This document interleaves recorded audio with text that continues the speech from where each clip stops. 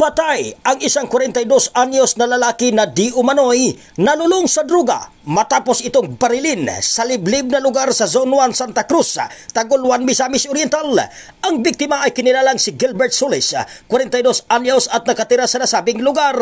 Ayon pa ni Rosalina Magalso, ina ng biktimang pinatay, na may mga banta ng natatanggap ang kanyang anak sa hindi pa nangyari ang krimen dahil sa usaping droga. Base naman sa investigation ni Police Captain Roxin Talines, Deputy Station Commander ng Taguluan Municipal Police Station, na planado di umano ang ginawang pagbaril patay ng biktima dahil habang nakasakay ito sa kanyang motor, pinaputukan ito at kinuha pa ang motor at tanging helmet at ang bag na lang ang natira na may lamang hinihinalang shabu at parapernalyas sa posisyon ng biktima.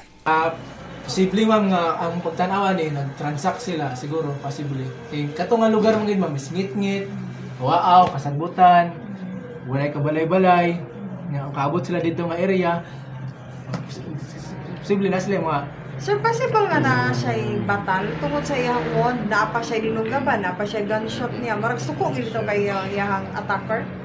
Kana ma'am, di pa nato ma-identify kung as to ang gulong nga batal. Kaya wala mo na-recover natin ang cellphone para masuta nato ma'am. Why cellphone? O para lang ta mabakta, matrack na. Sa ngayon ay blanco pa ang mga otoridad kung sino ang bumaril patay sa biktima at patuloy ang ginagawang masubsob na investigasyon sa kapulisan sa Taguluan Municipal Police Station.